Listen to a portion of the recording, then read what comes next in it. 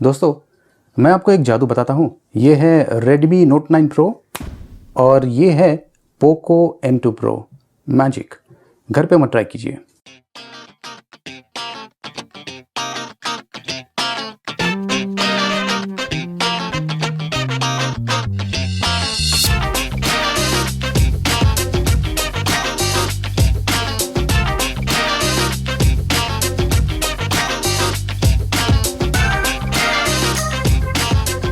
तो दोस्तों, पोको ने फिर से F2 तो लॉन्च नहीं किया है, लेकिन M2 Pro लॉन्च कर दिया है।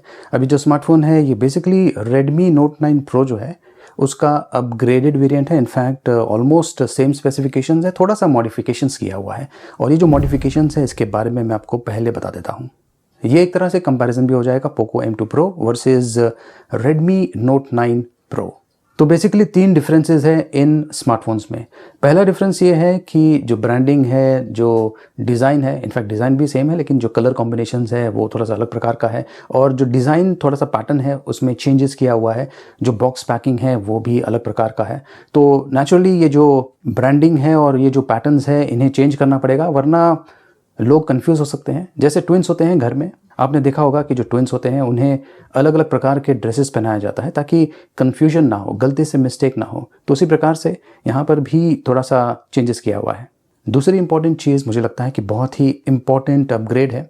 अब दोनों स्मार्टफोन्स में सेम कैपेसिटी की बैटरीज है, लेकिन जो चार्जिंग ऑप्शंस दिया हुआ है, जैसे कि Redmi Note 9 Pro, इसमें 18 वॉट का चार्जर दिया हुआ था, लेकिन ये जो पोको M2 Pro स्मार्टफोन है इसमें 33 वॉट का चार्जर दिया हुआ है। मतलब कि पोको M2 Pro का जो बैटरी है ये बहुत ही जल्दी फास्ट चार्ज हो पाएगा। और दोस्तों, तीसरा अंतर है प्राइसिंग का। जहाँ तक मुझे लगता है कि पोको M2 Pro का जो प्राइसिंग है ये Redmi Note 9 Pro के कंपैरिजन में कम होगा। इसके पहले कि मैं आपको पोको M2 Pro की अनबॉक्सिंग करके बताऊं, मैं आपको एक चीज़ बताना चाहता हूं कि ये जो स्टेप लिया हुआ है पोको ने, मुझे लगता है कि ये ठीक नहीं है। क्योंकि कंपनी सेम है, रेडमी हो या पोको हो, एक ही कंपनी है, कंपटीशन कर रहे हैं आपस में।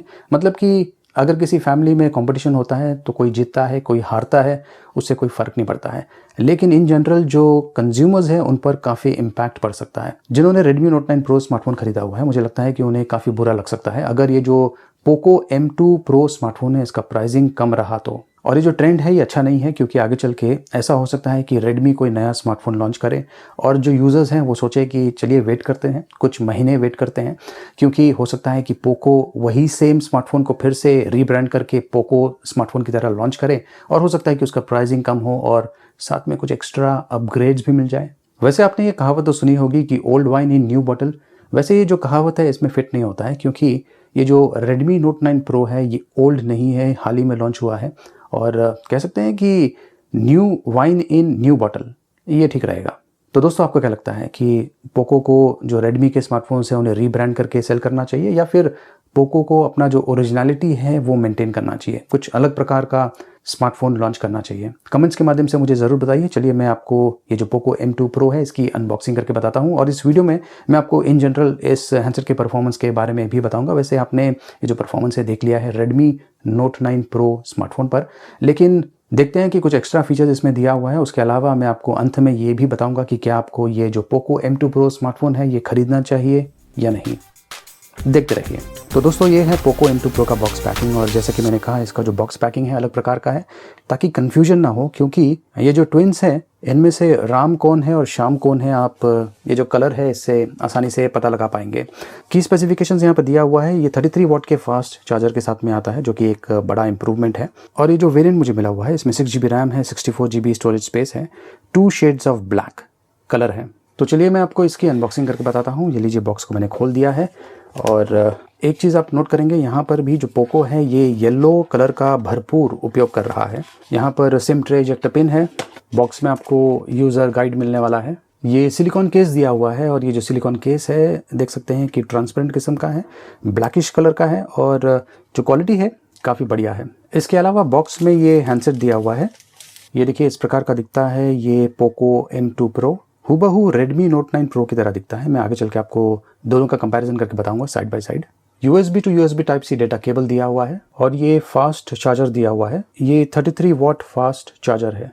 तो दोस्तों, ये है पोको M2 Pro, और इसका जो डिज़ाइन पैटर्न है अगर मैं Redmi Note 9 Pro के साथ में कंपैरिजन करूं तो देख सकते हैं कि यहाँ पर जो क्वाड कैमरा सेटअप दिया हुआ है वो सेम प्रकार का है, थोड़ा सा डिज़ाइन चेंज किया हुआ है।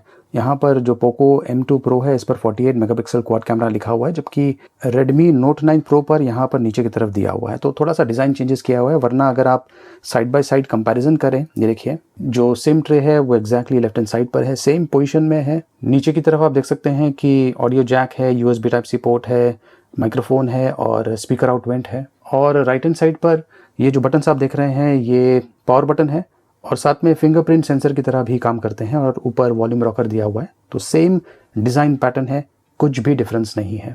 डिज़ाइन एलिमेंट की अगर बात करें तो जो पोको M2 Pro स्मार्टफोन है इस पर आप देख सकते हैं कि 2 शेड्स दिया हुआ है। एक तो है नॉर्मल शेड और दूसरा है लाइन शेड, जो कि ऑलमोस्ट 60 to 70% जो बॉडी है उसे कवर करता है बैक साइड पर।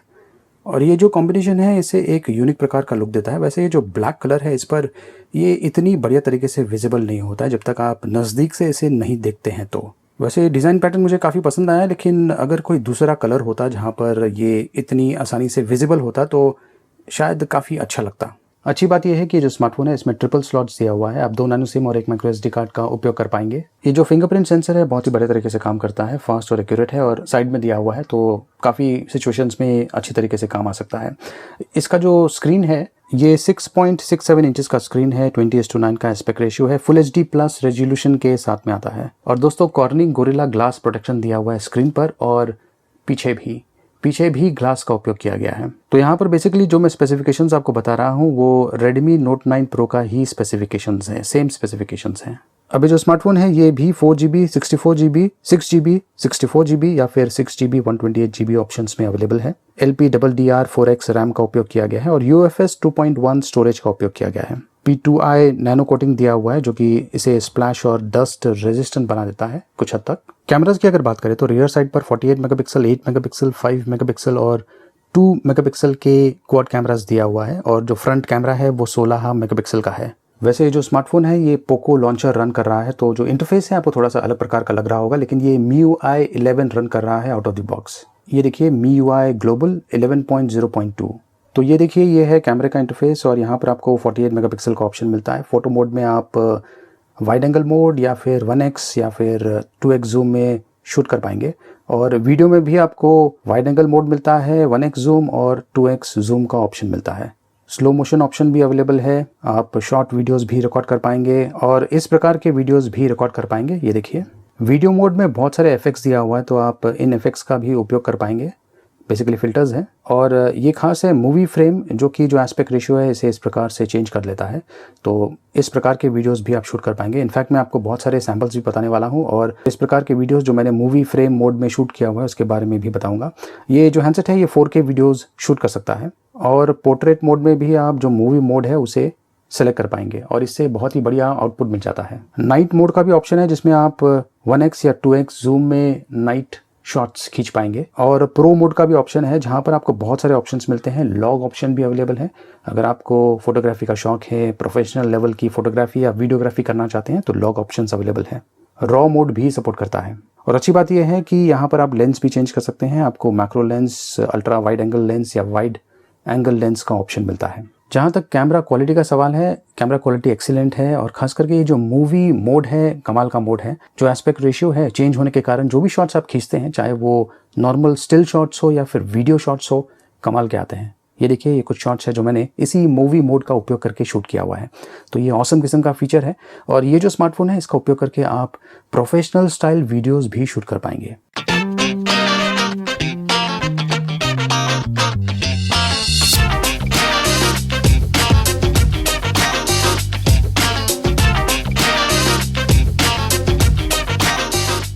चलिए अब बात करते हैं परफॉर्मेंस की। इसमें Qualcomm Snapdragon 720G octa core processor का उपयोग किया गया है और ये है गीक बेंच स्कोर। वैसे मैं आपको बता दूं कि Antutu जो है ये गूगल प्ले स्टोर से निकल चुका है और अगर मैं चाहूं तो Antutu का वेबसाइट है, वहां जाकर मैं Antutu को डाउनलोड कर सकता हूं, लेकिन बेहतर होगा कि मैं फिलहाल Antutu का उपयोग ना करूं क्योंकि गूगल प्ले स्टोर से वो निकल चुका है।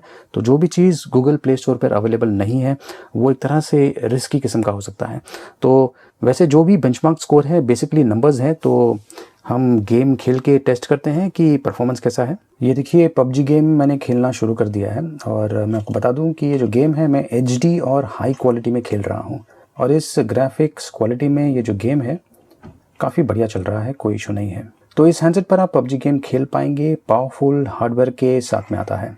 बैटरी परफॉर्मेंस की अगर बात करें तो इसमें 5020 mAh की बैटरी है, ऑलमोस्ट 5000 mAh की बैटरी है, जिसमें आपको आसानी से 1.5 से 2 दिन का बैटरी लाइफ मिल जाएगा और 33 वॉट का फास्ट चार्जर दिया हुआ है, जो कि बहुत बड़ा इंप्रूवमेंट है इस स्मार्टफोन पर। तो मुझे लगता है कि ये बहुत ही बढ़िया पैकेज है और खास करके अगर प्राइसिंग अच्छा रहा जो मैं एक्सपेक्ट कर रहा हूँ तो ये एक बहुत ही बढ़िया बाय हो सकता है। लेकिन जैसा कि मैंने कहा, जो ब्रांड है अगर उनके सब ब्रांड्स हैं और जो सब ब्रांड्स हैं वो फिर से वही प्रकार के हार्डवेयर को लॉन्च करते हैं एक अलग ब्रांड के नाम से, तो मुझे लगता है कि ये ज़्यादा करके कन्फ्यूजन क्रिएट कर सकता है मार्केट में। तो अब सवाल ये आता है कि क्या आपको ये जो स्मार्टफोन है खरीदना चाहिए या नहीं।